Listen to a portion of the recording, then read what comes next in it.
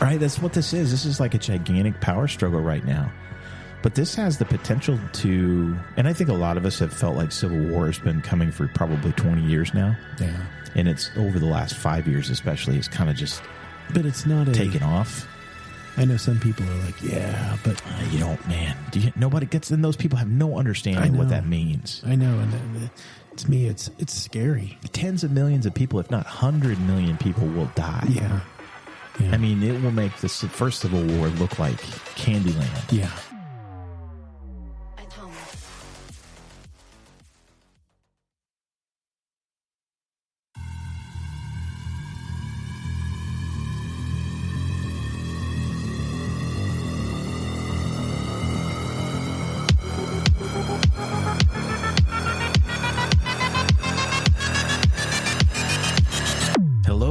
Welcome to the Tin Foil Hat Club. I'm Kyle. And I'm Ben. And thank you for joining us yet again. Yeah. Well, Ben, it's been an interesting week. Yes, it has. More ways than one. In more ways than one. So we, as seems to be the case, we had one thing planned for the week, and we started working on that. But this one is kind of similar to what we did with the situation in Israel. Yeah. This one is going to be more ripped from the headlines. Yeah. So we are going to dive into what is currently happening down in Texas on our border with Mexico. We feel like we don't try to make this a political show, but we feel like it's important from a biblical perspective. And there is some foily stuff that is involved here, believe it or not, that goes to kind of governmental naughtiness. I don't know if you'd say conspiracy, but I think we're going to probably get into some of the conspiratorial aspects of this because it's kind of hard to not get into those. But yeah, we're going to talk about what's going on down there. We're going to do an interesting historical dive so that everybody really has a good understanding of what exactly is going on. Where does this come from? It's important to know history because those that do not know history are doomed to repeat it, my friend. That's right. And I think that's kind of where we are right now. So first half of the show is going to be really diving into exactly what's going on. We're going to go through some things. We're going to go through the history. And then the second half of the show is going to be more of how are we going to respond to this, or what's the best way to handle this from a Christian perspective? What does God have to say about it in the Word? And where are we going to be headed going forward? Yeah. Speaking of history, I like the Norm Macdonald thing where he's, why is the war is always written about the good guys, or were they really, really good guys? Amazing how that happens, right? Yes. It's like history's written by the victor. Yes. And that kind of the old saying, right? So, okay. So, first things first, when I started digging into this to understand a little bit of backstory, Ben and I do not watch a lot of news, and I think that's a healthy thing because if it's big breaking news, you're going to find out about it. It's going to make its way to you one way or the other. We're too integrated with technology now between computers and phones and everything else for you to not know the key news of the day, right? I blame my brother for this. This one, we can blame your brother for this one. But I'd had some off conversations about what was going on the border, but this isn't new, right? Like we've had issues down the border forever, like our entire lives practically. But obviously the difference in this particular case is we're heading down a path in this instance where we literally have a state coming to loggerheads potentially with our federal government. And that is new territory and kind of frightening territory because of what the potential outcome for that is. And then when you couple that with kind of everything else that we've had going on in the country, you can see how this could potentially be pretty nasty. Yeah. So I often wondered, why don't we have a problem at the American-Canadian border? Because the Canadians are smart enough to know that they don't need to come here. They're the ones holding all the gravy fries, man. They don't want to come here for nothing. They do crazy stuff like having to get extra, travel insurance when they come here because they're afraid they're going to get sick while they're here and go into the hospital and be in hock the rest of their life. We're not a good place to visit, man. I hate to say that, but just Canada looks lovely. Yeah, my son is in Mexico right now, and he was talking to somebody there that lives in Mexico. Legally, by the way. Yeah, legally. He's there legally working. And they were asking, like how come there's so many mass shootings every day in America? And he's like, there's not. He goes, how come, what about the drug cartels? And they're like, it's not. Yeah. And it's just, every place has its good or bad. Yeah, that's what we're known for. And so murder and drugs. Yeah. So is Mexico. That's what we hear. Yeah, right. It's like whoever has the power of media wins. Yeah. I mean, that's one of the things I actually had written down here, right? That if you sit down and you watch Fox News all day, you're going to get one message, and if you sit down and you watch CNN all day, you're going to get another message, and they're going to be two completely polarized different messages. Yeah. There's going to be demonization on the one side of one group and demonization on the complete opposite side by the other group. And that has added to the division that we have in this country and the divisiveness of where everything is. Aren't they owned by the same people too? They are. You trace it all back, man, and it goes to BlackRock. Bing! That would be conspiracy number one. That isn't a conspiracy, by the way. This is frightening. Okay, and owned is an improper term because the powers that be in these companies have decided that you don't need to own anything in order to control it. Right? You don't have to, the old days of like, we need to own 51% so we have control of this company. No, you don't. You just need to have the majority stake in the company, and then you can control the company. And if you go look, every single company out there, even private companies a lot of times, are owned by the same people. Yeah. And the three entities are at the top, BlackRock. Number two would be Vanguard. And number three would be State Street. Those three investment firms literally own pretty much everything in the country. Yeah. And so you got to dig a little bit sometimes because it'll be down the chain, right? So let's say Fox News is owned by X, and then they're owned by Y, and then that company's owned by Z, and then that company has the controlling shares will be held by BlackRock, State Street, or combo of the three. Same thing for the military industrial complex. You go into Lockheed Martin, you go into Boeing, you go into any of these companies, and guess what? This big three own the vast majority of all the controlling shares. Yeah. So yeah, it's consolidated. So that's one of the issues that we have from a information perspective. If you're dialing in and you're just getting your information from that, you're getting programmed. So try to be a free thinker and look into stuff yourself, okay? Which I spent the morning doing, and really the last few days kind of digging into this. But, here's ultimately what has happened. Now, first of all, I'm going to address something that really isn't anything with history, but I read it this morning and it just frosted my Cheerios. I'm going to put it like that. Governor Abbott down in Texas is currently not in Texas. He's in India. He's glad handing in India with a bunch of Texas businessmen on this business trip. Now, I'm just going to say this because it irritates me. And I know that every governor does this. But it just goes to show you how recklessly loose that they play with our tax money. Oh, yeah. Like, we do not pay taxes to have the governors go running around all over the United States doing X, Y, and Z, let alone going to other countries. That just irritated me to no end. He needs to get his butt back home and defend his state. Oh, man. I would look that man in the eyes and shame him and tell him exactly what I thought. I agree with him and what he's doing, but do what? Didn't our governor go to China? Oh, no, he should have stayed there. I'm pretty sure Holcomb in Chinese means stay. Mandarin, man, you're in. There you go. Oh, the sooner he leaves office, the better we'll be. At least that's the hope. But I digress.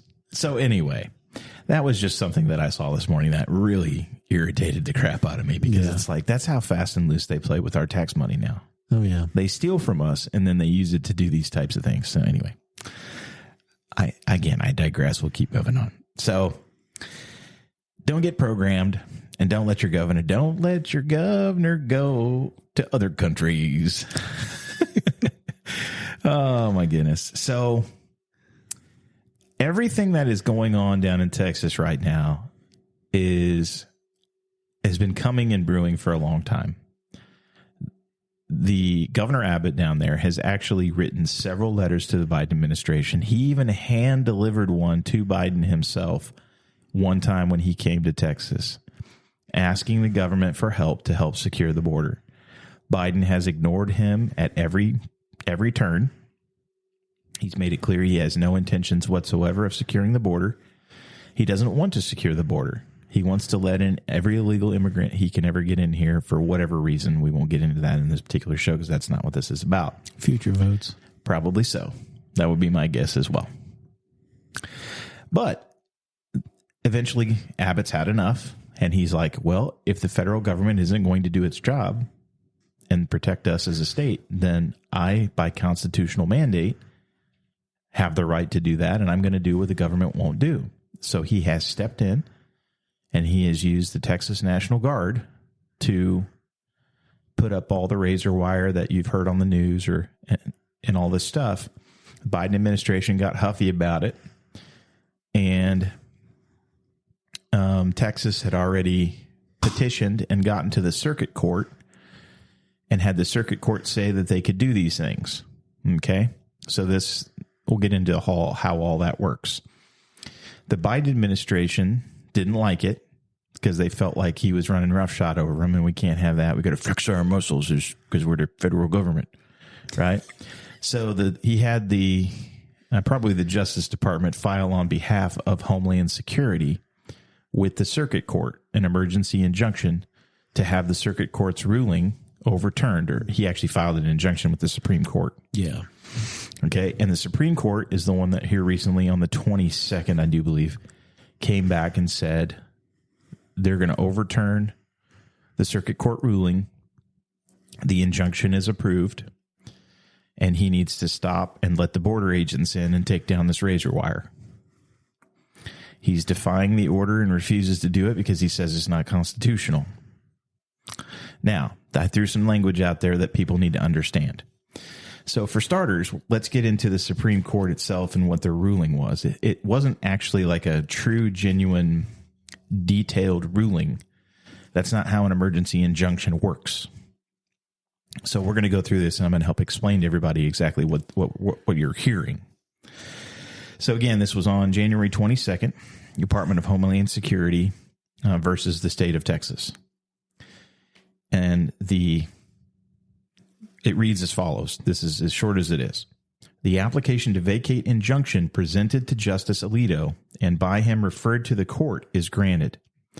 The December 19th, 2023 order of the United States Court of Appeals for the Fifth Circuit Court, case number blah, blah, blah, blah, is vacated. Justice Thomas, Justice Alito, Justice Gorsuch, and Justice Kavanaugh would deny the application to vacate injunction. Okay. Now that's confusing language, so let me break this down for everybody. First of all, the way that the court system works in the U.S., and some of us probably learned this a little bit more than others when we were going through the COVID mandate crap that, Heil Biden wanted to put on everybody. We can't be on YouTube now with that. No, there's no medical misinformation here because this is what they did, right? I know. We're not getting into medical stuff. So I'm just joking. And if YouTube bans us yet again, we're going to be off there. That'll be the end of us on YouTube because I'm not doing this anymore. So yeah, go check out our band on YouTube videos. You'll love it. We got tagged for medical misinformation because we dared to speak out against the state. This is the point. We clack our heels together and stick our arm up in the air. But I digress, Ben.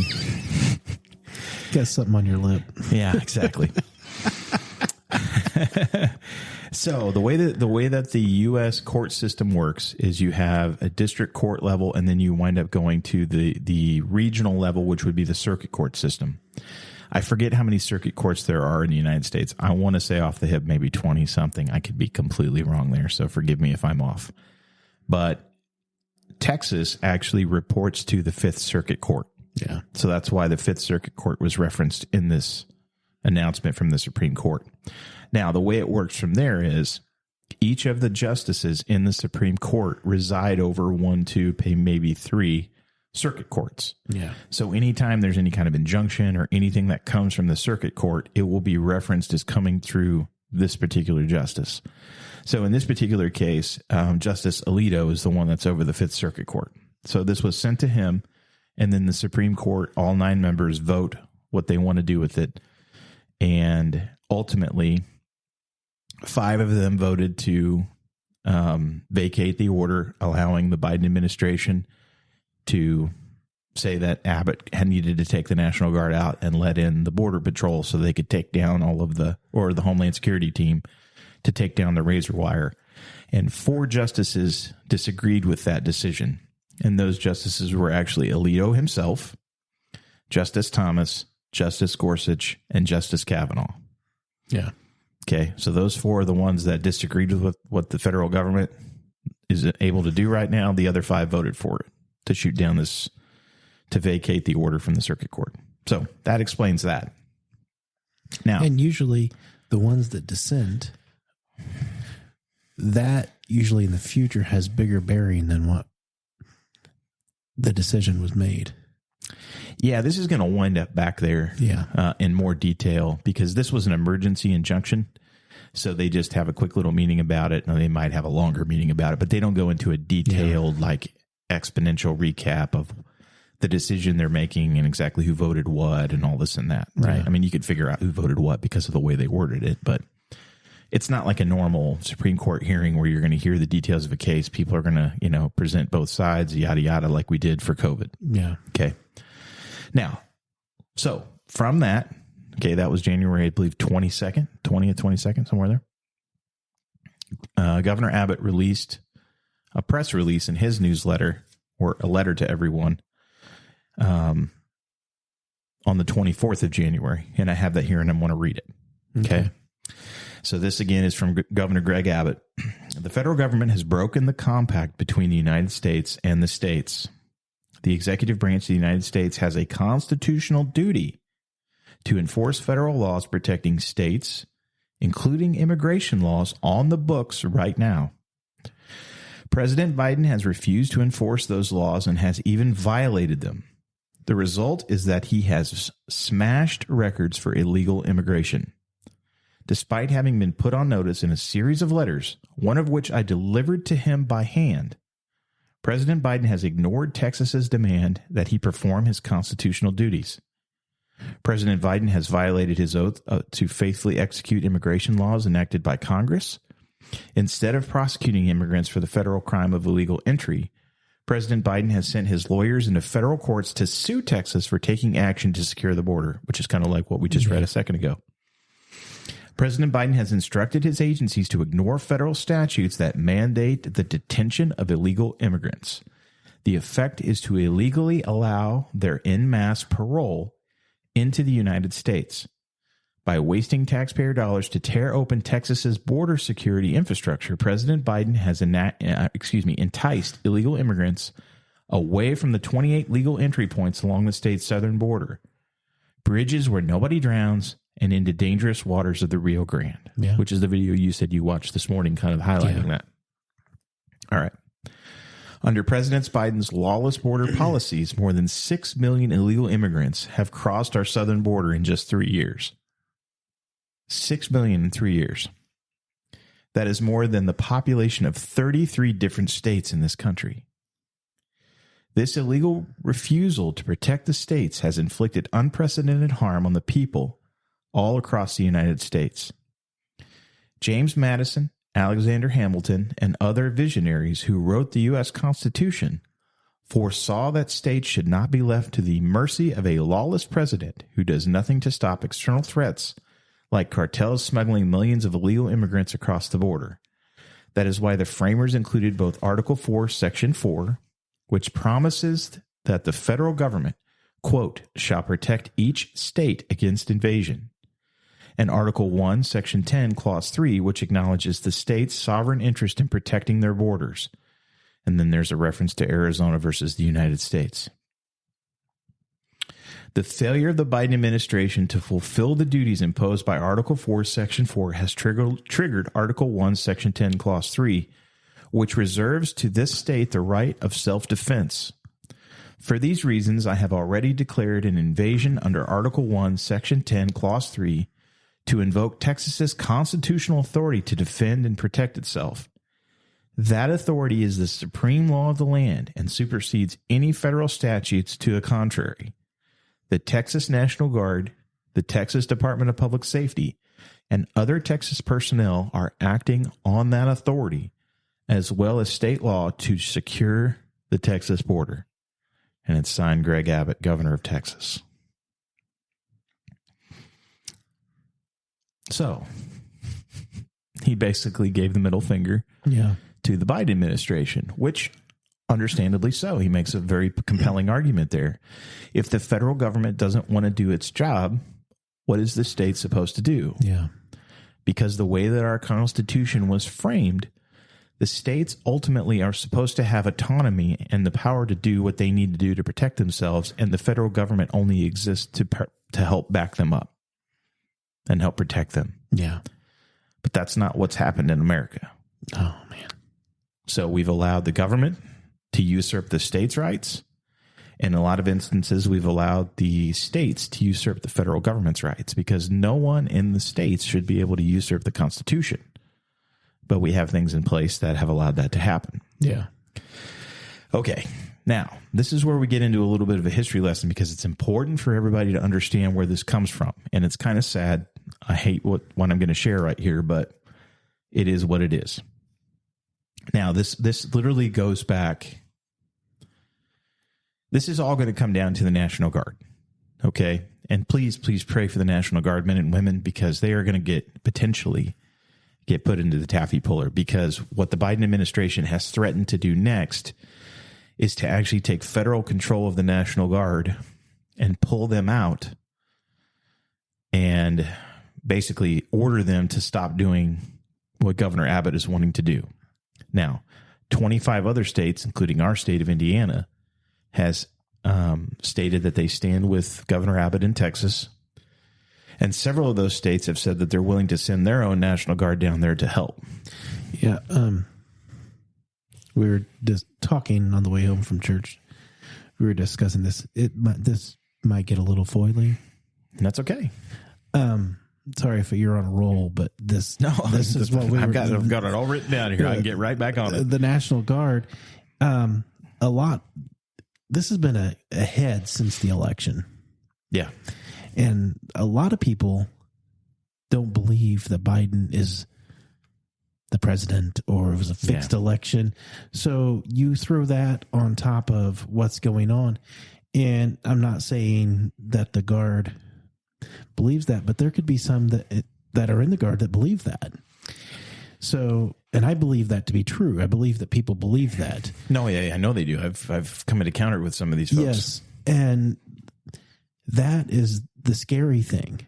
Mm-hmm. Yeah, and when you and that kind of thinking has actually been perpetuated by the extreme right. Yes, and that's wrong. I mean, anytime you engage in extremities, yes, right, whether it's extreme left or extreme right. We talked about this upstairs, is you have then vacated your ability to be a free thinker. Yeah. And so I can see some of these guys, he's not my president and I'm not going to listen to him. Yeah.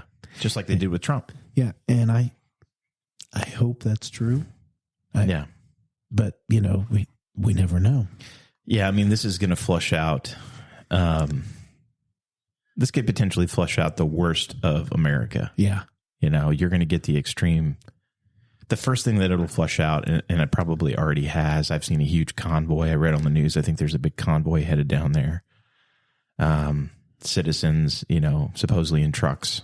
I have to dig into that more to be able to verify it, but heading down there to help block the border. Yeah. So you're going to draw out the extreme right in a lot of instances, or even some folks that are just patriotic and they're right leaning. And then that'll be followed with the vitriol of the left on the other side. Yeah. But ultimately, I just feel bad for the National Guard, because you could run into situations where the Texas National Guard has been ordered by the president to do X, and then the however many other states, if it's all 25, or let's just say it's 10 of the 25 that have come out and sent out letters to back Governor Abbott in Texas. Yeah. They could then order their troops to go down to Texas to pick up where the National Guard in Texas left off, and Biden could turn around and say, no, you're not. I'm going to order them by national mandate too. What if they don't listen? That's where we get into a big, huge mess, because you could wind up with this state's going to listen and this state's not. And if the Texas decides that they're going to listen to the government and then the other states decide that they're not, then you could get into a situation where you have National Guard against National Guard. Yeah. This is where we get into the history. Yeah. Because I'm going to hold off on something. No, go ahead, fire away. No, it'll tie in. Yeah. Okay. So here's where this comes from. First of all, the federal government has a long history of usurping the states' rights. Okay. Our Constitution was ratified in 1788, I do believe. I think was when we finally put in place the Constitution. In 1792, okay, we were in the middle of a rebellion in the country. So shortly after the founding of the country, George Washington has obviously been elected president. He's in office in 1791, actually. We have something called the Whiskey Rebellion start. And what this was the first federally mandated tax of goods, of spirits, so alcohol. And it was whiskey specifically that was the pain point, because a lot of the farmers that were in the West that owned the farmland didn't make enough money to make it. So what they were doing is they were using some of the leftovers from the crop that they couldn't sell to ferment and make whiskey. And then they were selling the whiskey. So the government decided that they were going to start taxing this. Well, that didn't sit well with a population that just threw off King George III. And one of the final straws was the Boston Tea Party, where he was, forcing everyone to pay, 2% tax on tea. So a lot of these people saw that as the exact same egregious violation of their rights that was done by King George, which I can understand that. I mean, how do you not draw parallels between the two? And his name was George. Why not? Yeah. We have George in office, and George that we just got rid of. Can't get rid of George no matter what we do. I know. And so... Still to this day. Yeah, still to this day. The Founding Fathers see that this is going on. They try to quell the rebellion, but this is just growing louder and louder because the people refuse to back down. Incidentally, one of the groups of people who was the most staunch opposers of this tax were actually former revolutionary soldiers that fought for us. Yeah. Because they're super ticked because they bled, to give this country freedom. And then the federal government's turning around and doing the exact same thing to them. So they refused to back down. Well, this got worse and worse. And then we started to have violence happen in several different places throughout the country. We have something erupt where violence takes place. The federal government refuses to back down and realize they shouldn't be taxing this stuff, because up to this point in the country, we really had done what the Constitution had stated. And the way the Constitution is designed is we're designed to make money on import and export taxes. Yeah. That's where the country was designed to make its money. And pretty much up until this point, that's where they had made their money. So the government says, what are we going to do? And in 1792, they pass what's called the Militia Act.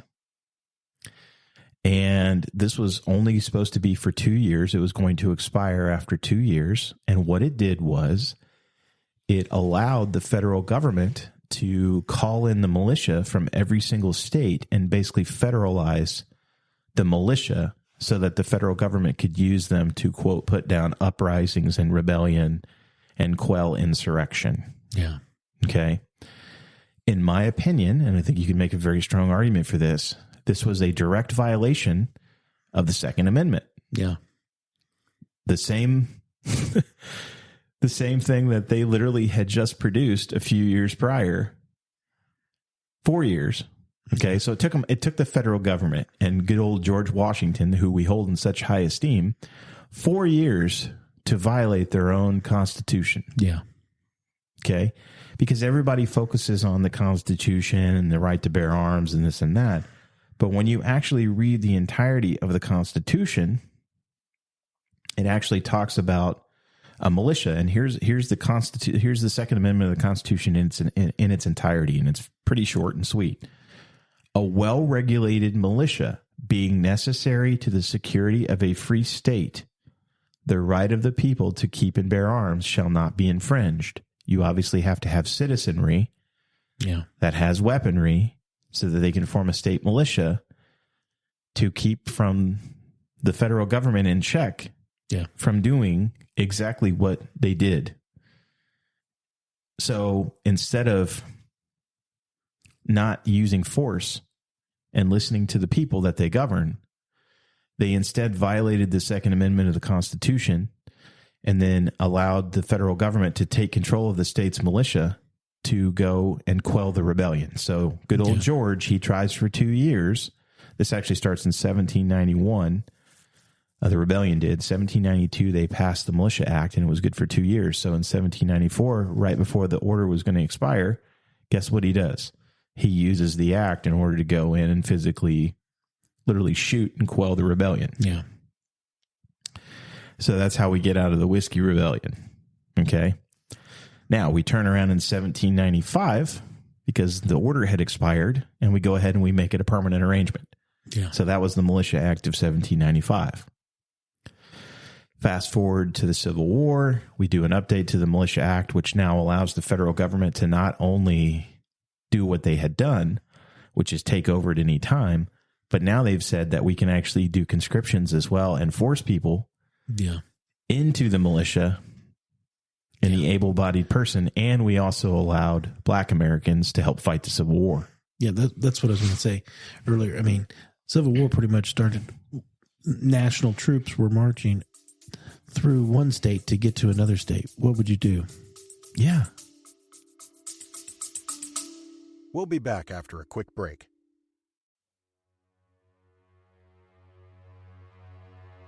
Hey, Foilers. Ben and I need your help as we continue to work to grow it for God and increase the amount of listeners to the podcast. Here's what you can do to help. Head on over to our website, thetfhc.com, and check out our new merch store. That's right, the swag has arrived, and we have something for everyone in the family. Even better, to celebrate the launch in 24, everything in the store is 24% off until February 24th. Also, while you're on the site, be sure to pick up some tickets to our upcoming live virtual event, The Book of Enoch, Saturday, March 23rd from 6 to 8:30 p.m. Ben and I will be giving a presentation on the Book of Enoch and then answering your questions right after. We promise it will be a night that you will never forget, and it will forever change the way that you view your Bible. Last, come and be a part of the TFHC family on Facebook, Instagram, X, YouTube, and Rumble. And be sure to like, subscribe, follow, and share with everyone you think would enjoy the podcast.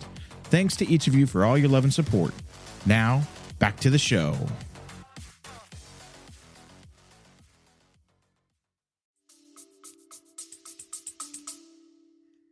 Would you protect the other state as they're walking through? Yeah, well, we had some things that happened along the way with other issues. But that's pretty much that's right. What I mean, talking about boots hitting the ground, right there it is. Yeah, right there it is. I mean, we had other instances before, and I didn't pull these for today because it's just, you can go read the history of it. By all means, please do. Don't take Kyle and Ben's word for it. I encourage everyone, no matter what we say on this show, go and please do the research yourself, right? We need more free thinkers. Don't just listen to us. But along the way, at some point, I forget what year it was. I think it was in the 1800s, maybe before the Civil War. Before then, we had something else that happened in the country, and they had pulled Vermont's militia.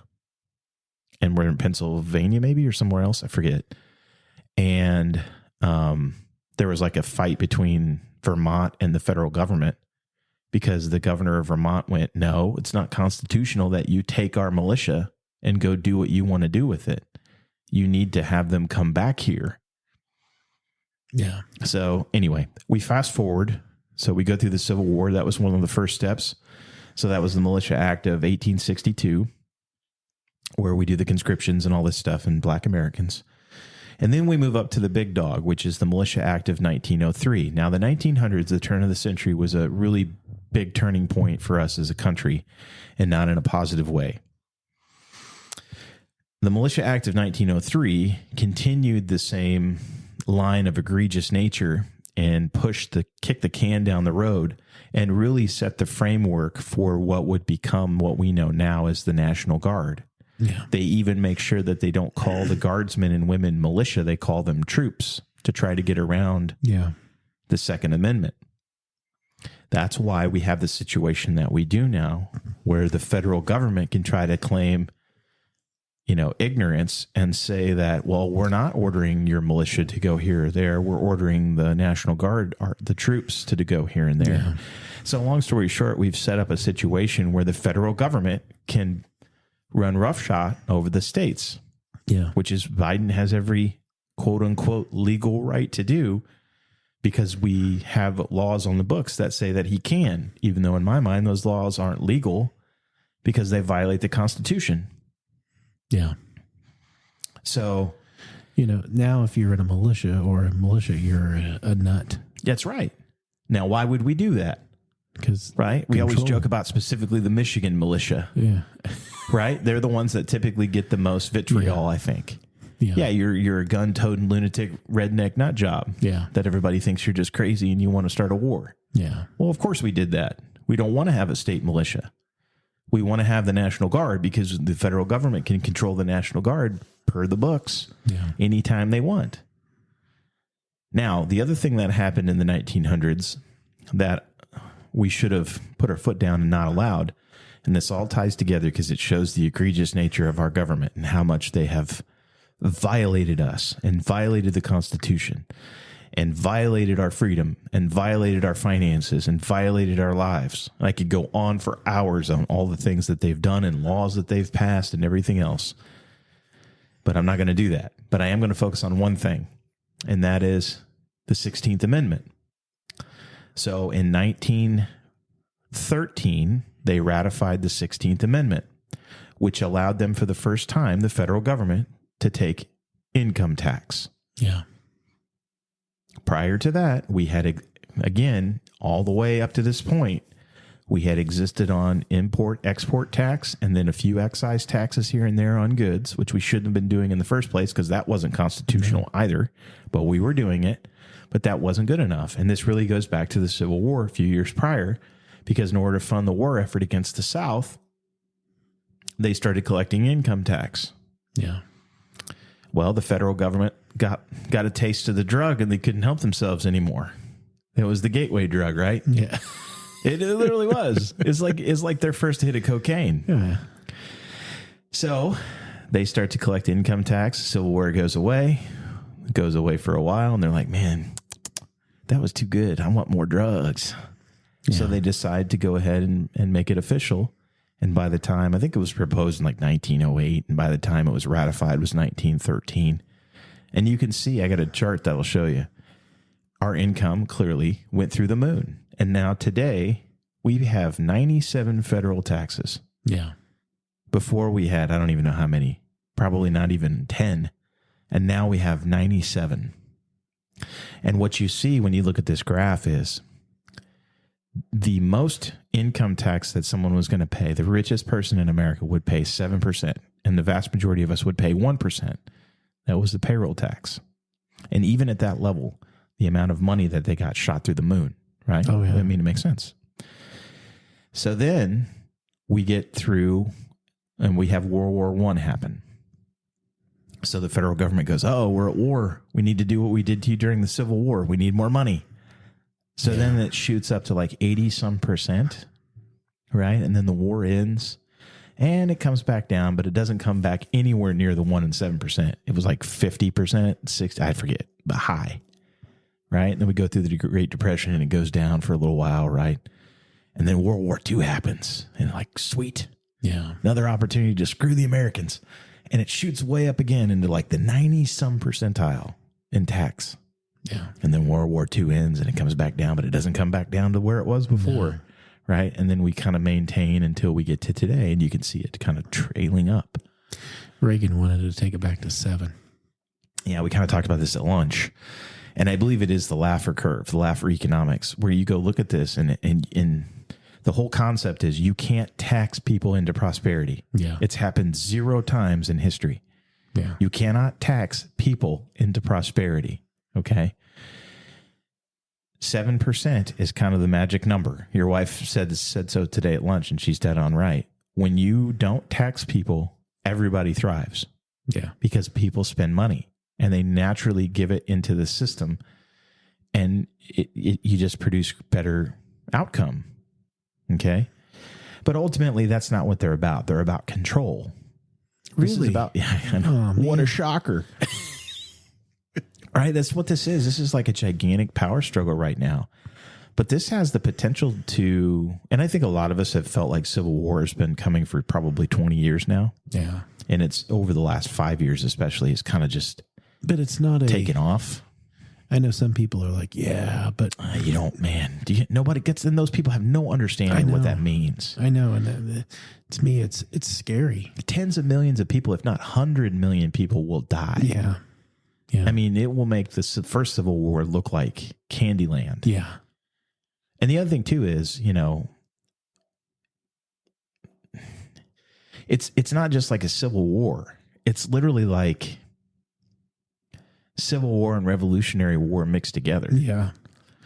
And unlike that time, where during the Revolutionary War, we fought the most powerful country on the face of the earth, the most technologically advanced on the face of the earth, but the technological difference was pretty minimal, right? Like we had similar weaponry, or we could procure similar weaponry than what the English had.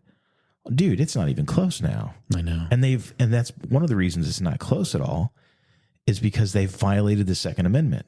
Yeah. So instead of clearly violating the Second Amendment, and this is where the states have usurped the federal government, and the federal government's done its own dirties here, but the states are the ones that are really responsible for it. Instead of saying you don't have the right to bear arms, instead they said you don't have the right to bear certain kinds of arms. Yeah, like I remember seeing ads in comic book from the 30s. You could buy a belt-fed machine gun. Right? Yeah. Yeah. Because back in the 30s, everybody could have. I mean, they didn't care. No, because then we they didn't were have like, mass shootings all the time. Then they were like, oh, wait a minute. Yeah, exactly. Wait, and you guys don't need that. After they saw World War II, that's right. Like, no, that's too destructive. Yes. Ultimately, what we've become is exactly what we overthrew. Yeah. I think we're worse. Yeah, we are. I think we're worse. Now, that's the the grim side of the coin, but that's really where we are. So this has the potential to be extremely deadly. This could be the spark that finally ignites the war. I hope not, and I pray not. But this really gets us into some other areas too, where anyone that's in the middle of the road and is a free thinker and doesn't subscribe to the news, I don't sit down and get the programming pumped into my skull from one side or the other. I think for myself. And what I know for a fact is we clearly have evidence without a shadow of a doubt that they have interfered in our election process, both sides. Yeah. They have no interest in giving us more freedom. They want to take as much as they can. Yeah. This is a perfect example of how that kind of thing is happening, right? The last thing that they haven't quite figured out yet is how to completely overturn the Second Amendment. That's the last kind of bastion before they completely go full tyranny. Yeah. It is. It truly is. And we watched a lot of this through COVID. Yeah. When we were going in Australia, we went into people's houses and we literally arrested a woman in her house because she dared to say that she agreed with the protesters. She didn't even go to the protest. She agreed with the protesters' cause on Facebook, and they came into her house and arrested her. Yeah. Well, why do they do that? Because they have strict gun laws in Australia. Yeah. They had strict gun laws until recently in Israel. Yeah. And that's where this happens. But then we start having all these mass shootings, which is another show. Yeah. Okay. Because if anybody thinks that all these mass shootings are just crazy lone nut jobs that have nothing to do with the federal government, I don't think so. Yeah. This is all carefully designed. Everything they do is carefully designed to strip away our freedom so that they can control us. Yeah. We talked upstairs, like You look at the educational system. Like Adrian and I were talking earlier today, she saw somebody doing a poll with like millennial and Gen Z and asking them, what's the Holocaust? And they can't even tell you. Yeah. They have no idea how to write cursive. They don't really focus on vocabulary anymore. That's a secret. Yeah. Right. Only us know how to do it. Only us, right? What are the two things that you need to get rid of in order to get rid of the ability to even read a founding document? That's right. Get rid of cursive and vocabulary. That's right. It's literally like we're living Animal Farm right now. Mm-hmm. Everybody talks about 1984, and there are shades of that in there, but I recently reread Animal Farm. There's a lot of Animal Farm going on right now, too. Oh, yeah. Yeah. So my prognostication of what's going to happen next, and I hope I'm wrong. But here's what I see happening next from a logistical perspective of how all this is going to play out. I think Biden will pull rank. I think he will order the Texas National Guard to stand down. He will send the Border Patrol back in and start ripping the razor wire out, or Homeland. And then I think that Abbott is going to send in people from the state to put it back up. And I think in the meantime, you could get a lot of these states that are going to start to send down their National Guard. And then Biden is going to order the National Guard in each of these states to stand down. And I think that this just snowballs into complete anarchy. Or Texas could just decide to leave.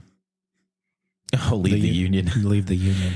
Yeah, I need to look into that more. I hadn't heard that before, but we were talking a little bit at lunch, and I know your dad said that every so many years they actually have to vote whether or not they want to stay in. That's kind of something they've always done.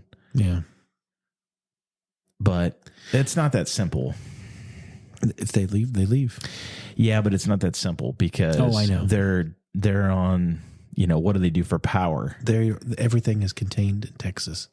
I know, but they'll have to figure out if the United States, because the United States isn't going to go along with that. We watched what happened when some other people decided they didn't want to be part of the United States anymore. Yeah. When we shot them back into compliance, right? I mean, that's exactly what happened in the Civil War the first time. Yeah. So the United States is going to be like, no, we don't feel like selling you the power grid. Thanks anyway. No. But they have. I know, but a lot of that's going to be considered federal property. I think a lot of it is Texas owned, though. It could be, but even if you have a small percentage of it that's actually federal property, they're going to have a problem. Because I don't think they get coal or anything from outside. All I know is I'm just yeah, no, I totally agree with you. I totally understand exactly where you're coming from. I'm not trying to combat against you at all. It won't be that easy to break away. And a lot of and the government won't let it happen. The government will go to war over it. And I know, isn't that ridiculous? Because they're just a big baby. That's right, big baby. Yeah, you go back and when you really, it's kind of like now that I'm mature enough to get in my Bible and read things for myself. And really want to have a passion to know what it says, not what people have taught me. It's kind of the same thing for history. Yeah. We've been taught a lot of bull crap. It's written by the winners. It's written by the victor, like we talked about at the beginning of the show. And when you go back and you read and you look what our founding fathers that we hold in such high esteem, and we always say, oh, they wouldn't put up with this, blah, blah, blah, blah. I just gave you a perfect example of how it took them 4 years. 4 years. To violate their own constitution that they came up with. The only one I think that was worth anything was Jefferson. I agree with you. He wanted to help France with their war, and we said no. Yep. Because he said let revolution roll, just let it go. See where it takes us. There was something else that happened. There was some law that they passed that I forget what it was now that when I was doing all this research, that the minute he got in office, he overturned it. Yeah. He's like, no, we're done with that. We're not doing that. Yeah. And it was another one of those where the lead up to him were violating the Constitution, man. Yeah. Quite frankly, and you got to think from the citizenry's perspective, man, they just been through this just really long, protracted, drawn out, bloody war.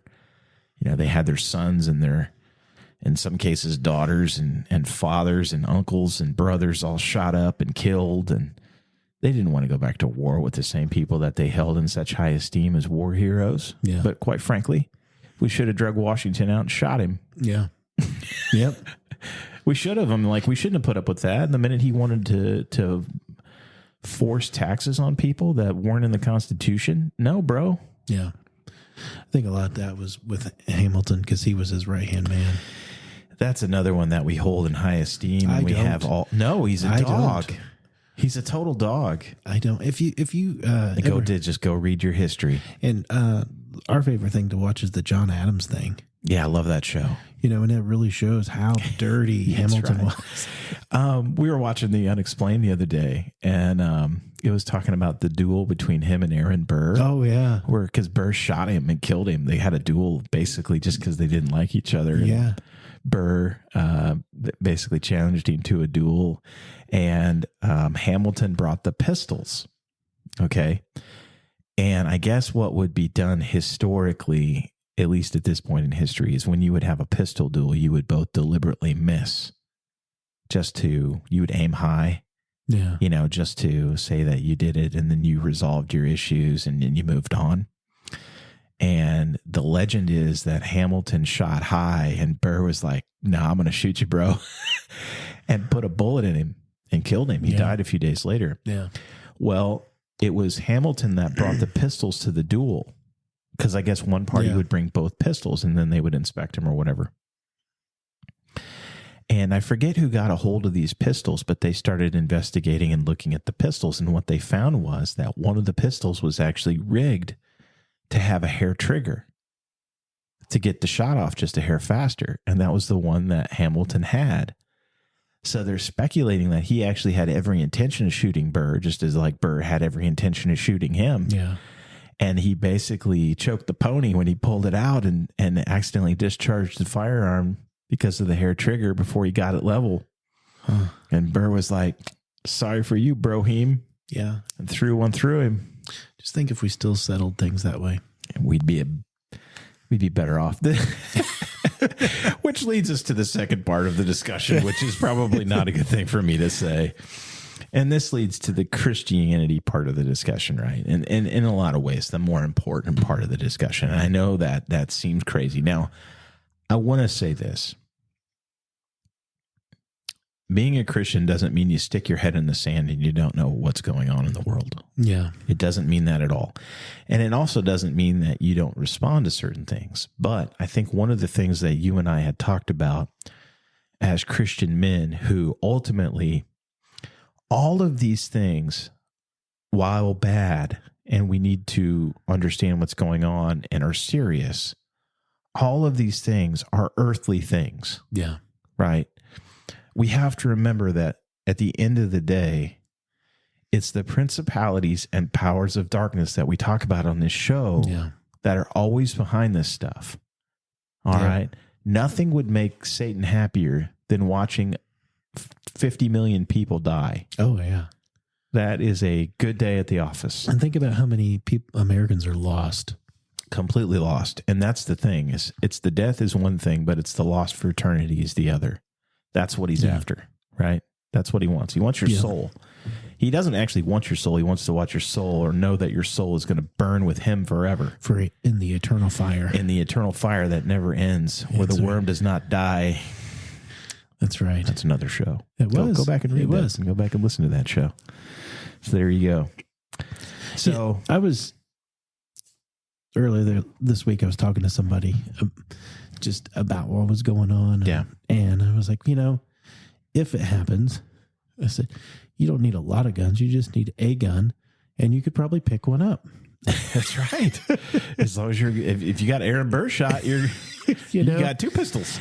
And I have changed. I think I've maybe have said this in the past, but in the past 5-6 years, I've changed my way of thinking because I believe that everything that God created has angels guarding it and protecting it. Now, with that knowledge that I've just gave to you, whoever's listening, if you want to believe that or not, comes a greater responsibility than anything else. Yeah. Could you honestly take another life?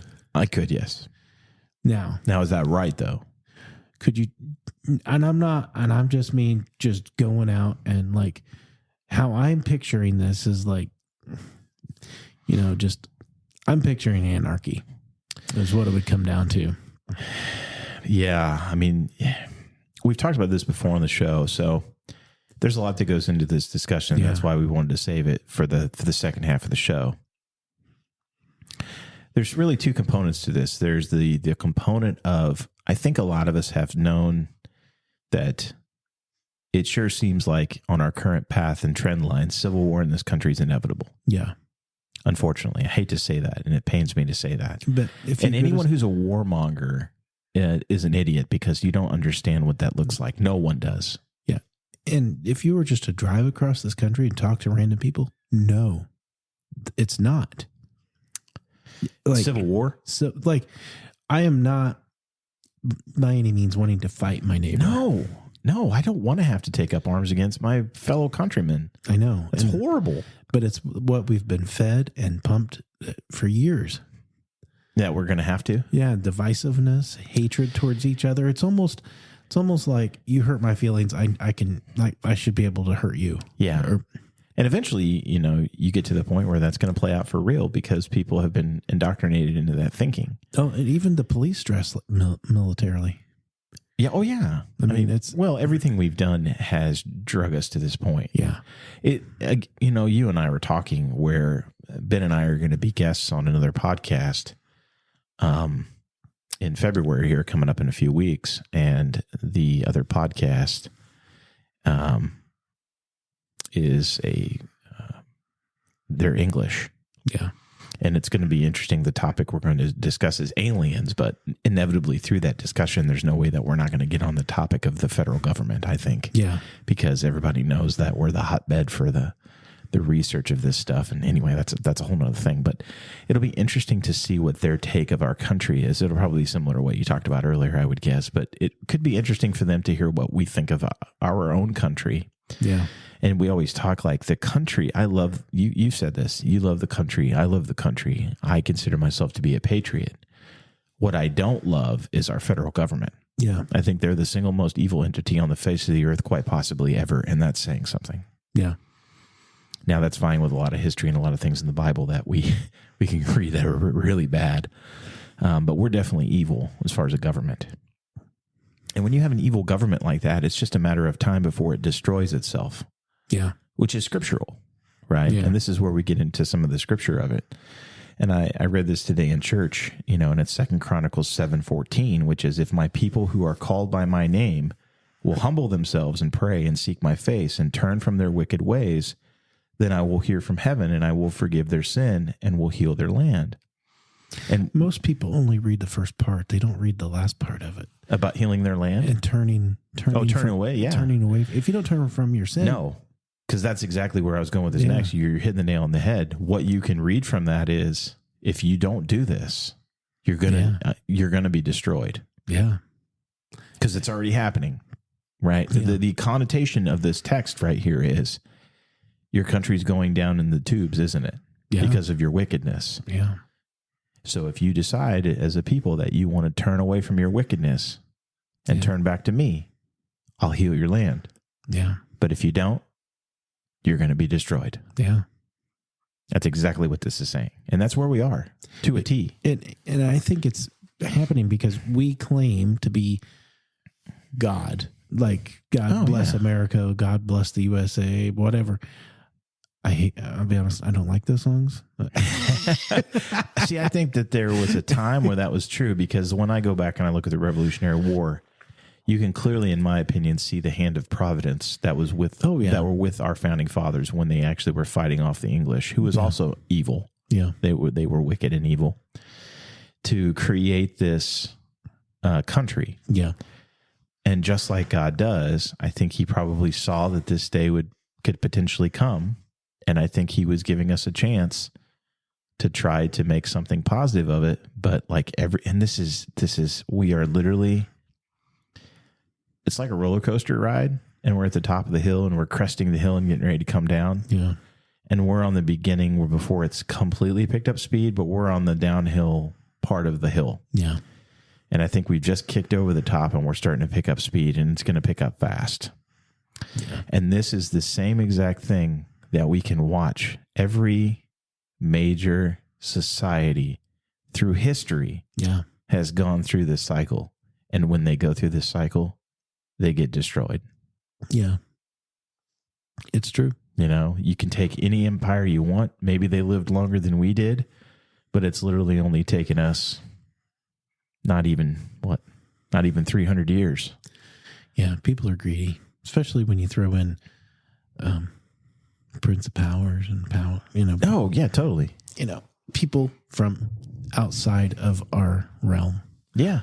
Oh, yeah. Hmm. Yes.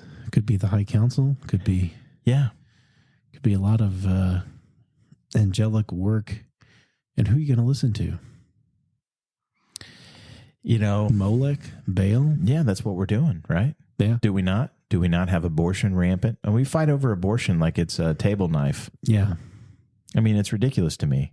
The ability to kill your own children. We fight over that like it's some sacred thing that you have the right to do. Yeah. That's disgusting. Yes, it is. I mean, just think about that. And to mutilate yourself. To mutilate your body. Yeah. All these things. Drug addiction. I mean, it's legal. A lot of drug addiction is legal in this country now for all intents and purposes. Yeah. Go ahead, get high, get stoned. Yeah. Take care. Self-care, right? Take care. Yeah. Treat yourself. Yeah.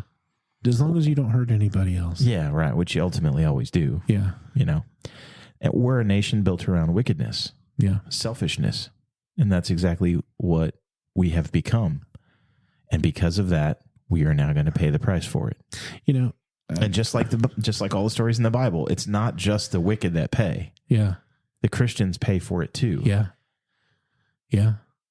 I was like, what's it going to take? What would be the thing that everybody be like, oh man, we need to stop doing this. It's going to take. I don't even know if there's a thing, Ben. It probably half, 3/4 of people dying. I don't even know. Some people are so programmed that I don't think that they will believe it. Yeah. Or they will go along with the state. Yeah.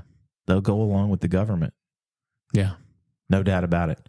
I mean, look what happened when people were threatened with their comfort before. How quickly they lined up to get certain things. Yeah. Yeah, it's true. I took that rebate though. I did. Absolutely. Well, what else are you supposed to do? Send it back? It's your money anyway. Yeah. Now we're paying for it. Oh yeah, I knew that was going to happen. Yeah, I didn't know how much it was going to happen, but yeah, how's all that rebate money working for everybody now? I know, but we got just a fraction of what they give away every year to other countries. Oh, of course, absolutely, because they hate us. Absolutely, they hate their own people. I lived through this, and I know this is a side tangent. We always typically have one or two, but I've got all of the data from our own government to back this up. So if anybody wants to email us, by the way, we haven't really talked about that, but if you want to email us, if you have questions, you want to have something to hear us talk about on the show, it's thedudes@thetfhc.com. You can use our new email to send us something. But yeah, if anybody wants to see the data, I will provide it for you. Here's exactly what we did with those COVID rebates. You could see it so clear as day. First of all, before we hit COVID, we already had a disparity between jobs. Like we had more jobs than we had workers. Yeah. Okay. So we already had a disparity. Now they were pretty close. Oh yeah. Okay. Which is probably what you want. Yeah. You want to have a few more jobs than you have workers because that way you keep unemployment low. Yeah. Right. Which we had a low unemployment. Yeah, we did. But we already had a disparity. So when we hit COVID, we had a bunch of people that got laid off. So then we created a bigger disparity. Okay. We had unemployment go really high. All right. And the available jobs went down a little bit, but it was not equal to each other. Right. So now we had an even bigger spread. So when we started handing out stimulus money, okay, we artificially spike the economy. Oh, yeah. All right. So everybody started booming because this is always what happens when people have extra money. They spend it. They put it back in the economy. We knew that. That's exactly why we did it. And Trump is the first one to start doing this. So he's not some innocent babe in the woods. Sorry, everybody, if you're a Trumper. He's just as guilty as anybody. He's also the first one that presented us one Anthony Fauci. Yeah. So I digress. But we started artificially spiking the economy. Well, when we did that, then we had this huge spike in the amount of available jobs because the economy's booming. We have all these jobs we need to fill, right? And we had a bunch of people that have been laid off. And then there were a lot of people in the boomer generation that were already close to retirement. And they're like, screw it, I'm getting out now. Yeah. Right? We called it the Great Resignation is what we actually called it. So now we had this huge disparity between the amount of available jobs and the amount of people that were in the workforce. Yeah. Available workers and available jobs. Huge gap. That's why Ding Dong, current president, was touting how great his unemployment numbers were.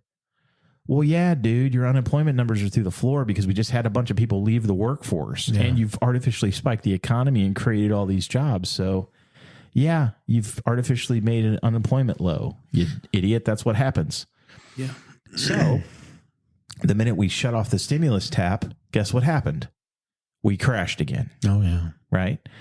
And we had the economy go back down. People start getting laid off again. And we just ran the curve is all we did. Yeah. So he just made a bigger mess. And Biden was the one that took the stimulus checks to another level. He took it and put it on steroids. And now look where we are. I never got any of those stimulus. You should have. I didn't. You got kiddos. I just got the ones. Well, you had some older kiddos. I just got the ones from Trump. That was it. Yeah, you should have got yours. You need to go look into that and get your money. Yeah, I made too much. You should have got your man, I wish I had your problems. No, I'm joking. I know you didn't. I'm just joking. Yeah, I know. You should have got paid though. I think what really happened, why we would go places and there wouldn't be. I think those people all got raptured. You lie like a rug. That's what happened. You know, COVID changed more than just. I mean, it changed how businesses ran. Oh yeah, for sure. I missed the 24 hours. The 24 hours that's gone. It went back to like 1980s almost. Yeah, it did something psychologically to this country too that we've never recovered from, and I think it's actually just continued to get worse. We entered a period of extreme selfishness. Oh yeah, because that's what people do when they're looking down the barrel of the gun, and they're not faith based, and even some that are faith based, but they're weakly faith based. They go into protection mode. When we go into protection mode as human beings, Psychology 101 tells you that you look out for yourself and your immediate family. Yeah. And yourself typically number one. Yeah. And that's exactly what people have done. You can feel it. We all feel it every day. So now we already have that bomb in the oven. And then this situation down in Texas just basically clipped the oven on to 500. Yeah. And it's a cocktail for disaster. Now, the other side of the coin, go ahead. I think for the average Joe American, they're too comfortable. Oh, 100%. They don't think about this stuff. No. And they don't want to because they don't want to give up their quote unquote freedom. I think about it daily. It's not in the front of my mind. It's in the back of my mind. Yeah. What you're saying is, and where you should be, is it doesn't occupy your thoughts to the point of worrying about it all the time, but it's there because you're not a fool. There's a difference. Most people are worried about the rapture. Most people are probably like, please rapture me right now. But get me out of this place. I'm a firm believer that God, wherever you are, God will protect you. And what I mean by that is things can still happen, but you're still in the protection of God's hands. If you're godly. Yes. And if you're a part of him, if you're not, sorry about your luck. Yeah. But you can become godly if you wanted to. Yeah, no, absolutely. This is a time, I've said this before, and I'm going to keep saying it because I feel like it's happening. We're entering into a great culling. Yeah. And Christ told us this was going to happen. Yeah. This is not shocking. If you read that crazy, book that everyone's tried to disprove now for however many thousand years, and all they do is, prove it more and more true every day, which is hilarious. We've been in a time, at least in this country, and I think in the world, where we've been, maybe, I won't say never, but during the vast majority of time, never been further away from God, and people refuse to follow what's in that book. But scientifically, we keep proving more and more that book is right every day. It's so crazy. Adrian and I were talking about that very thing the other day. But when it comes to this situation, the real thing for me as a man is, when is it okay to take up arms? When is it okay to go that route? Yeah. Because I think we also have pumped into our head this Jesus is love pacifism thing, which is not accurate. Yeah. So, So you're saying, when do we go full Red Dawn? Yeah. That's exactly what I'm saying. When is it lawful to do that? Like I have said, I don't know if I could just shoot somebody. Yeah. Kill them. Now, if my family is being, No, yeah. I mean, there has to be some catalyst for it. Yes. I couldn't just go, I'm not going to just go murder people. Yeah. No. But if somebody, I think for me, the way the Bible reads to me is, you're supposed to follow the laws and respect the government, as long as the government is in alignment with God's law. Yeah. And we clearly have a government that is not in alignment with God's law. Because they're one of the other Elohim. That's right.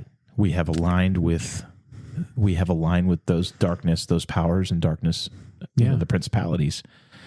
And so we are not bound to follow ungodly law. Yeah. So at what point in there does it finally get to the point where you've left me no choice, but I have to take up arms to defend myself? Yeah. And, I look back at the founding of our country, and I just see God's hand in that. And I think that he was divinely involved in delivering our founding fathers to deliver this country. And if he's willing to do that, then that tells me that there is a just cause that exists for us to do that. Like I told you, I was thinking of the story of Joseph, where he was sold. Yeah. His brothers sold him, and they, thought it was terrible. But he was like, no, God worked it out. Yeah, use it for good. God can do anything he wants to. We only see today. Yeah. We don't have no idea what tomorrow is. We all think we know what tomorrow is. Yeah. I just want to clarify.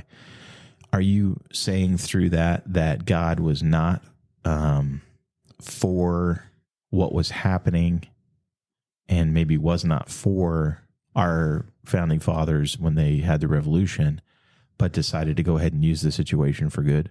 Is that kind of what you're saying? Yeah. So opposed to what they were doing, but decided to go ahead and give the country a chance to see what good could come from it. Yeah.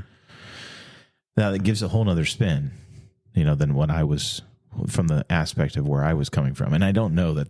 I don't know you're wrong and I'm right, and I don't know I'm right and you're wrong. But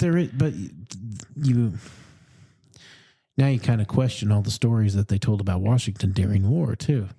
Like his jacket being riddled with bullets, and it's. But I always feel that, God did have a hand, but I don't think we're not his chosen people by any means, And what I mean by that is I don't, this might sound crass. I don't think God really cares about America. Well, based on what I just read to you in 2 Chronicles 7:14, I would agree with you currently. I think he does, right? He cares about the people. He cares for the people, right? He loves everyone, and he wants everyone to be in fellowship with him, but some people make the choice not to. Yeah. And that's where it becomes difficult, because you have certain people that are in fellowship with him. I'm a Christian, Now, I will tell you this. There is a human part of me, and I think it's built into us as men, that we have a war streak to us. Oh, yeah. And I don't know why that, I know why that is, but it's rhetorical, I guess. But, where there's this thing where we want to be tried in battle and see how we would perform. And I think there's a a visceral part of us that has the ability to kill. Yeah, my brother was telling me that he was like looking up our name, and he goes, "War dog." So I guess we were good at something. Truett? Mm-hmm. That means war dog? I guess. I don't know. I don't know. I could be told. I mean, he could. So that's what my brother told me. Milholland's probably like, Scottish for urinates and kilt. But if that's true, then I guess we were good at something. Yeah, I don't know. And you get kind of mixed messages when you read the Bible. So if anyone's looking for great clarity today, I guess you're going to have another episode where maybe you're going to be a little disappointed. It's something that you need to go in there and read for yourself anyway. But a lot of Paul's writing really highlights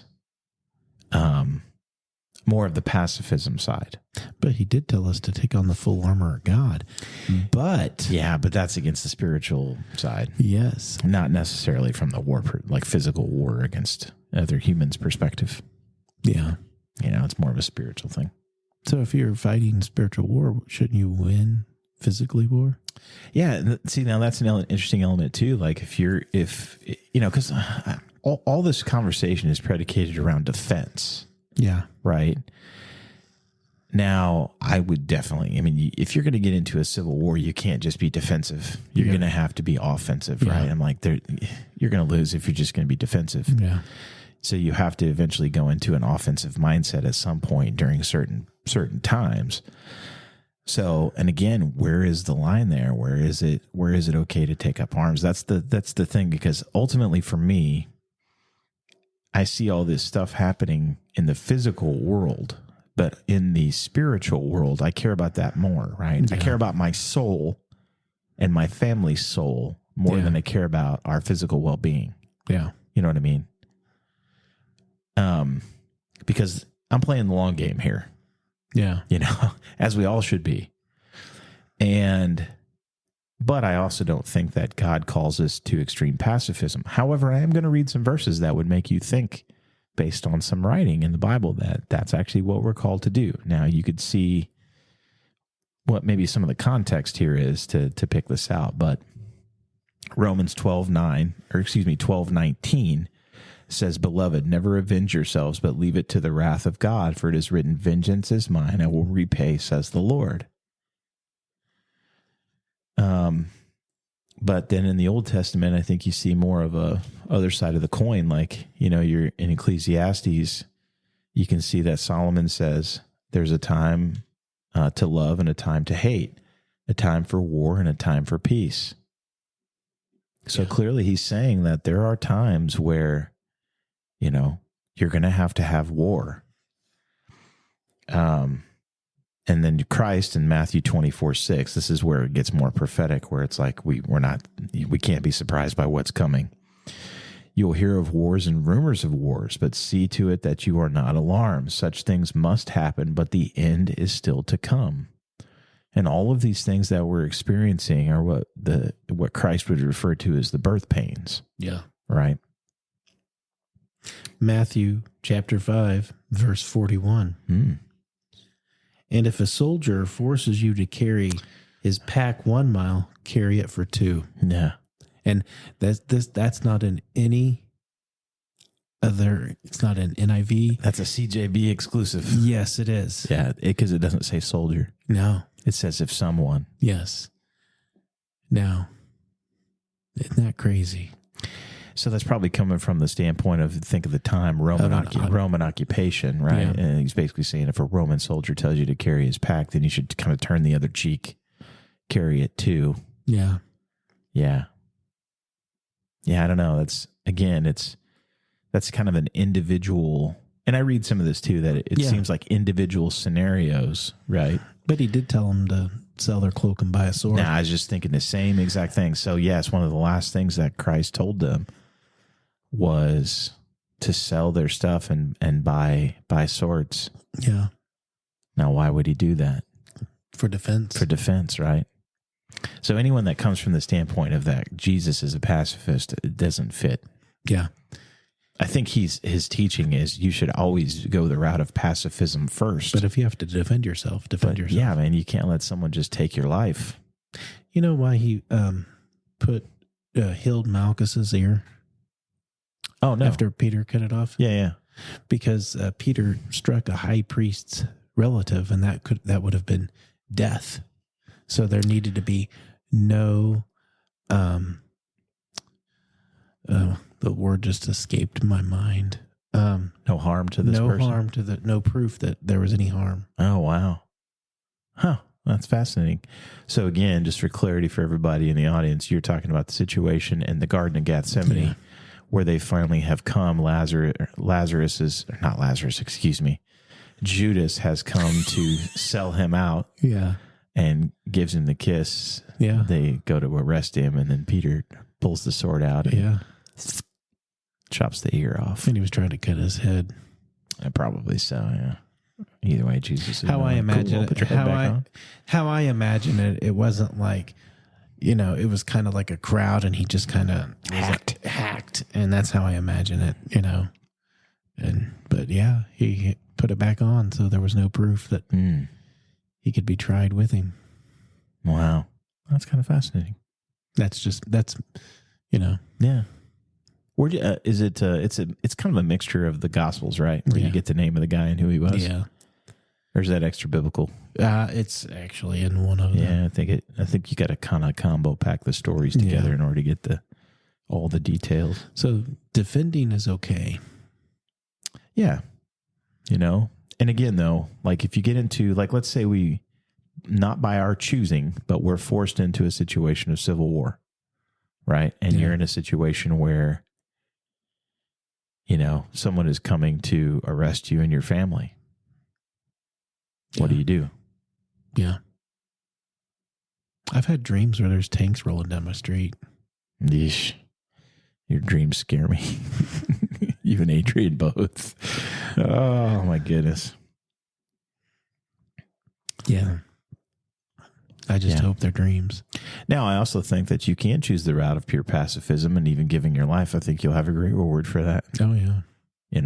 So you can make that choice. But I also don't think that I don't think it's a sin. It ultimately always comes down to the heart, right? Yeah.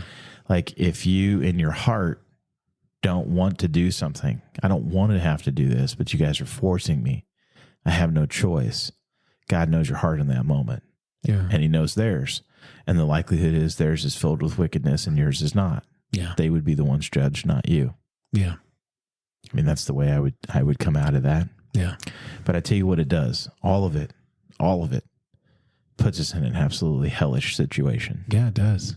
From a soul perspective and an earthly perspective. I mean, all of it. I mean, that is the worst possible thing that you could do, right? Is to take a life. Yeah. I mean, there's probably some other vile things that you could do, but I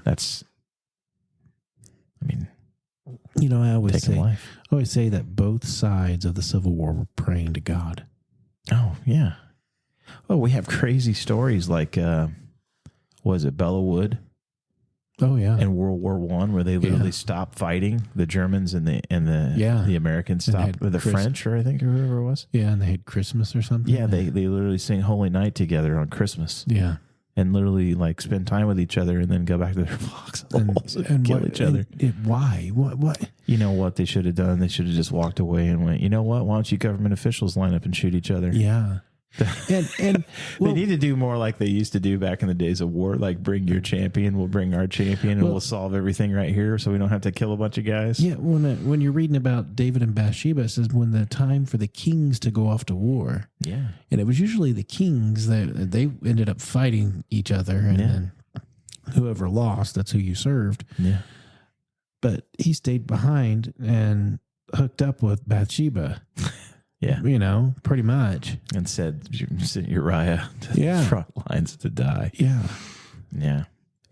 Because the king was responsible for the people. Yeah. Not the people for the king. He might have drafted them into his army, but he was the one to lead them. He was the one out front. I would think that God would view kings and leaders the same exact way that he would view the Elohim. Yeah. And when you read in Psalm 82, what you read in Psalm 82, he's basically saying, how long will you stand by and not stand up for the oppressed and the weak and the women and the children and let wickedness have its day? I think most of the presidents are in hell. boy, I wouldn't want to bet against you. I really wouldn't. And I think we only know a fraction of the I'm just saying that depravity. I'm just saying that if you look over, Look at the fruit. No, what in Psalms 82, the description of, what they were supposed to do and they didn't do. Oh, yeah. They didn't protect the women. They didn't protect the children. Nope. Nope. None of them did. Nope. And that's where they're going to wind up. Yeah.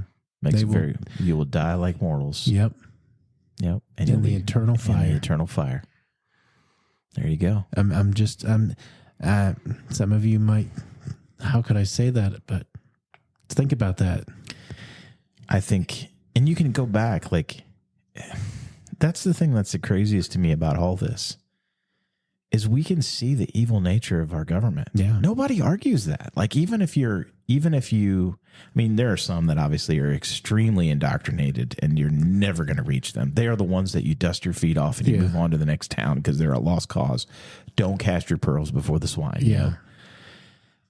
But I think the vast majority of Americans, I would say it's 75th, 78, or 75th, 80% would tell you and agree that our government is completely wicked. Yeah. And evil and does all the things that we've talked about during this show. Yeah. But nobody stands up against them. You can't.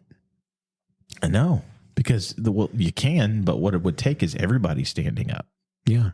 And nobody does that. They don't want to give away their comfort. Like I think I've said it before on the show. We watched about Richard Jewell, the movie about him. Oh, the 1996 Olympic guy that was accused of the bombing. Yeah, and he didn't do it. Mm-hmm. First thing they did was they said he was gay. Oh, to get negative things out about him? Yes. Mm-hmm. And he goes, I'm not. That's the first thing the FBI did. Yeah. They run a smear campaign. Yeah. That's Tactics 101, man. Yeah. And you can go read all the Freedom of Information documents. Like I've talked about it before, the book upstairs that we got, 63 documents the government doesn't want you to read. There's probably 4 billion documents the government doesn't want you to read. Actually, I don't agree with Jesse Ventura on this one.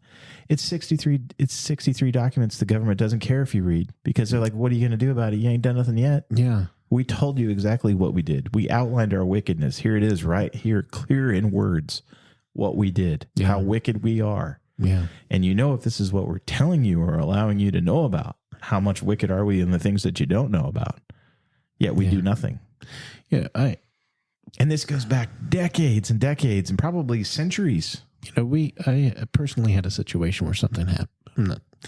Somebody died, and they didn't get their just, desserts. Yeah. And I said, well, they might have not gotten their just desserts here, but they're burning in hell now. That's right. Well, like I read earlier, beloved, never avenge yourselves, but leave it the wrath of God, for it is written, vengeance is mine, I will repay, saith the Lord. Yeah. Yep. Yeah. I hope it's just like, I look at like an Anthony Fauci and I look at these people that are just beyond wicked, right? Joseph Mengele, whatever, take your pick, right? I'm like, I hope you had fun while you were here. Yeah. Because, man, it's a long eternity. I think on one of the buildings, I don't know if it's the Capitol building or where the Supreme Court is, they have an inscription of Baal. Oh, well, there's a big bull outside of Wall Street too. Yeah. Yeah. I mean, is it by chance or is it all? Well, this is another episode. I know, but I'm just like, once when you start connecting the dots, you see that we are really. Yeah, because the other thing that you find is a lot of the, all of the vast majority of a lot of the founding fathers were Masons, were Freemasons. And that's a whole nother show. Yeah, it is. But, there's like this really weird thing in the Capitol building too, the way the Capitol building is designed in the rotunda, when you look up on the roof. The apotheosis of George Washington? Yeah. Yeah. He becomes a god. Yeah. Set up like Zeus. Yeah. Yeah. And I think he's buried underneath. Yeah. He's entombed under there, or was supposed to be, but I think they took him out. Yeah. So it's empty now, I think. His family actually had him interred back in Virginia, whatever his, I forget what his name of his. I would love to go to his place. I've been to Monticello. So that's Jefferson's, right? Yes. Yeah, I'd love to go there too. It was fascinating. Jefferson, and I got to tell you, the guy that plays him in John Adams. Yeah. Oh, he was so good. Yeah, he was. He was so good. He's a really, really good actor. Yeah. I forget his name off the top of my head, but he's been in a couple different things. I think Jefferson was probably the most realistic. Yeah, I think so. He wanted freedom. He did. He wanted freedom. He knew that. Well, yeah, there's so much that goes into this. Long story short, one of the folks that I hold in high esteem are actually the Anti-Federalists. Yeah. So you had the Federalists and the Anti-Federalists when the country was being formed and they were actually writing the Constitution. And I do believe, I need to go fact check me on this because I could be wrong, but I do believe that the Bill of Rights, i.e. the first 10 things in the Constitution, were actually in there, were insistent upon being in there by the Anti-Federalists, and the Federalists finally agreed to get the Constitution done. Yeah. And if it wasn't for the Anti-Federalists who were overruled because they didn't have the numbers of the Federalists, and among the Federalists and among all, well, I can tell you who one of the brainchildren behind the Militia Act was. Go ahead, go ahead, say it. Hamilton. You betcha, baby. Yeah. Yeah. He was a Federalist. Yeah. And I don't know if Jefferson actually was a quote unquote anti-Federalist, but long story short, the Anti-Federalists, who are my heroes, are the ones that saw that they had to limit the power of the government. Yeah. They had to limit the scope and power of the president and the government so that they couldn't do the things that they're doing now. Yeah. And I think the only reason we've made it this far is because of a lot of things that they fought really hard to get included, that they were able to get in, but the vast majority of what they wanted to do to limit the scope and size of government and power of government, they got overruled by the Federalists. Yeah. Because I know one of the classic lines in John Adams, because it's kind of interesting because it gets really into the friendship between Jefferson and Adams, and they had a falling out for like a long time. And I thought it was so fascinating that they died on July 4th. Now, my thing is, did they really? Yeah, that could be a romantic retelling of reality. But, in the books, it does say that they died the same day. Yeah. On July 4th. Like, I forget however many years. It was like exactly 50 years. 50 years after the signing. After the signing of the Declaration. Yeah. Yeah, it's kind of fascinating. Yeah, it is. But they eventually repaired their relationship near the end. And, but they didn't talk for a long time. No, I think it was because I don't think Jefferson supported Adams on something. I think it really came to loggerheads when Jefferson, if I remember correctly, when Adams became president, so he was second president, he retained a lot of Washington's cabinet except for Jefferson. Yeah. Or I think maybe he did Jefferson at first, but Jefferson hated Hamilton. Yeah. They were constantly fighting with each other because Hamilton, he just didn't Adams agree. hated Hamilton. Yeah, but he kept him. I know. That's weird. Yeah, I don't know. And I think that eventually, I think that really the breaking point for Jefferson was when we decided not to support the French during their revolution. Yeah. He felt that that was an extreme betrayal because here the French had helped us. Yeah, basically helped win the war. Yeah. And then we turn around and screwed them. Don't every president pretty much keep the old cabinet? Oh, no. Not anymore. No. You're gone, so you're gone. They don't even keep the same cabinet for a lot of times 4 years, or if they do for 4 years, they're not for the second half if they get reelected. See, I'm like no, they don't. It's just another name to me when they say something on the news. It's some glad hand job. Yeah, that's a bad way. I shouldn't have put it that way. Sorry. Yeah, that's it. They're buddies. They put their buddies in. My favorite. Like, why do we have people that are the Secretary of Defense? Like, perfectly. I always use this example because it's ridiculous. John F. Kennedy used Robert McNamara for the Secretary of Defense. Robert McNamara was a bean counter. He was an analytics stat guy for like GM, I think, or Ford or somebody. he had no business doing that job. Yeah. And that's why Vietnam went the way it did. Because he was a moron. Yeah. He wasn't qualified to do the job. Yeah. My favorite movie about a president is Dave. I know you're talking Sigourney Weaver. I've seen it's been a long time. Yeah.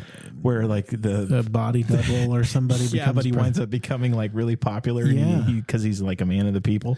Yeah. It was like the best way to be. It was a hardcore, we'll say Republican president. And then you get this liberal, but his ideas were really good. Yeah. It's kind of like a little, kind of a sort of little bit of a modern retelling of The Man in the Iron Mask. Yeah.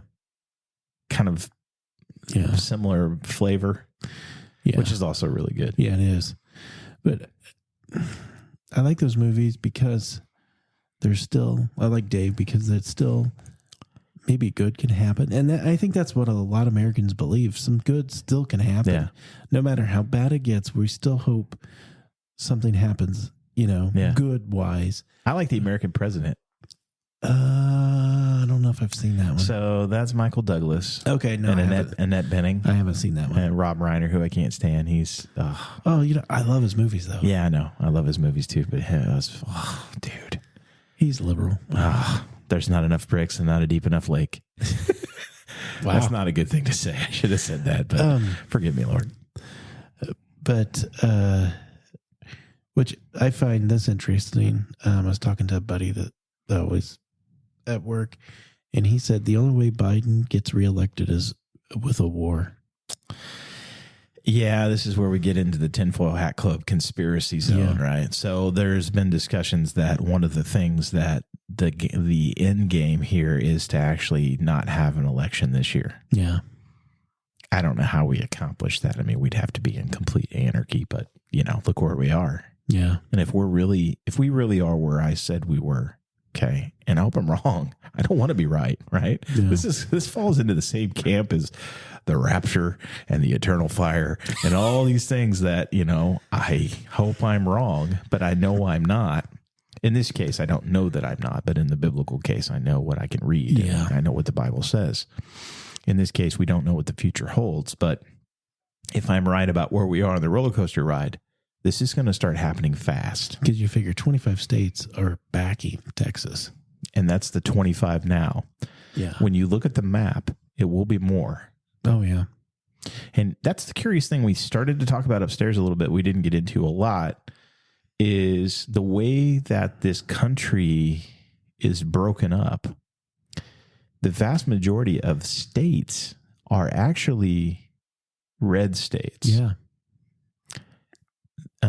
Even in a fairly wide swung election, when a Democratic president wins, I'd have to go back and look and see when the widest gap was. It was probably Clinton's reelection. Yeah, probably be the one that was the widest.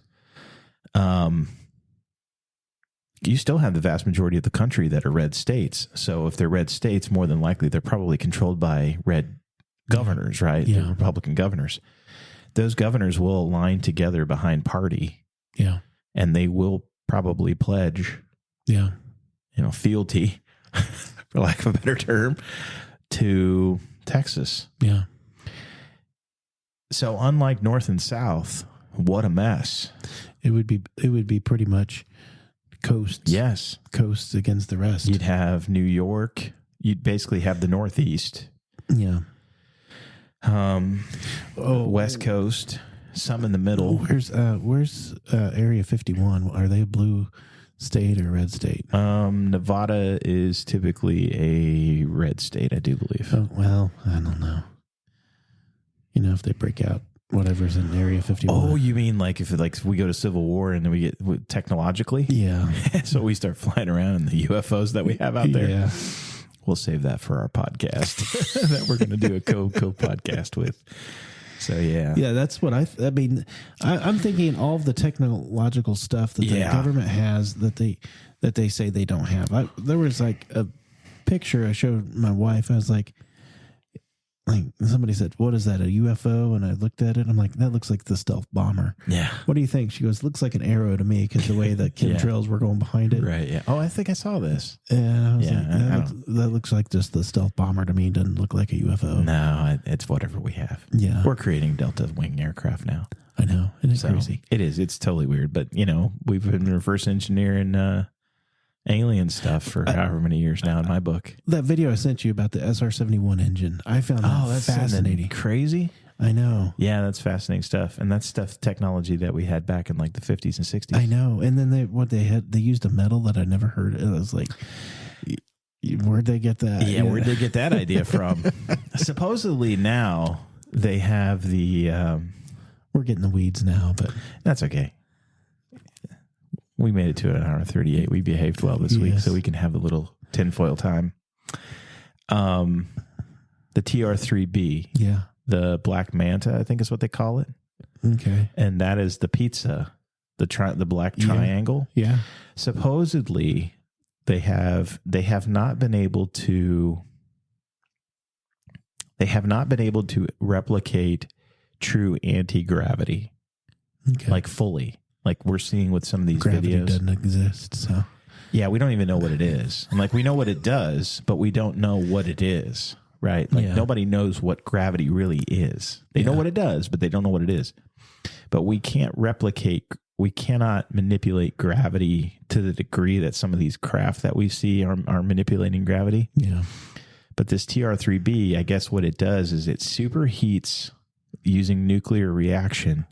It superheats mercury and it creates some kind of like poor man's anti-gravity, like a plasma field of some kind. And I guess it can do some basic anti-gravity stuff, but not to the degree of some of the other things we've seen. Allegedly. Maybe they just got a big magnet.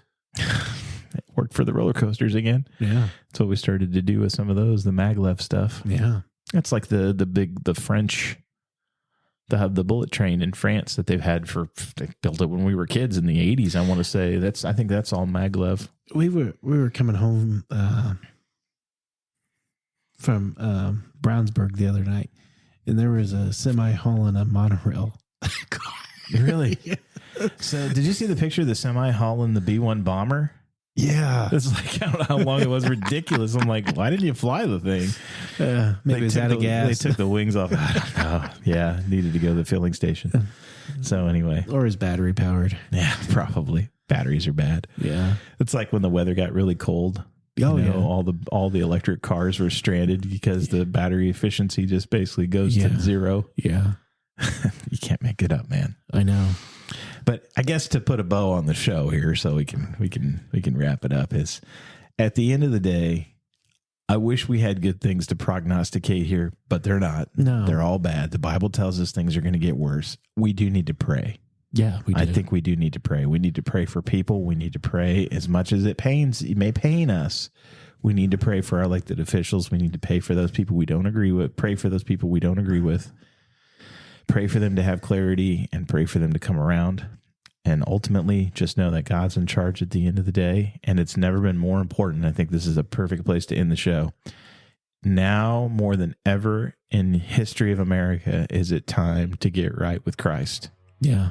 Because if we are truly headed down the roads that we are talking about going down, we are going to have potentially a lot of people that are going to be getting killed. Yeah. And I was thinking another thing to pray for is to stop those powers. Yeah, definitely. Pray that the powers of darkness get beaten down, because that is who is behind all of this. Yes. So, good call. Well, with that, we will catch you next time on The Foil. Take care. Bye. Atomic.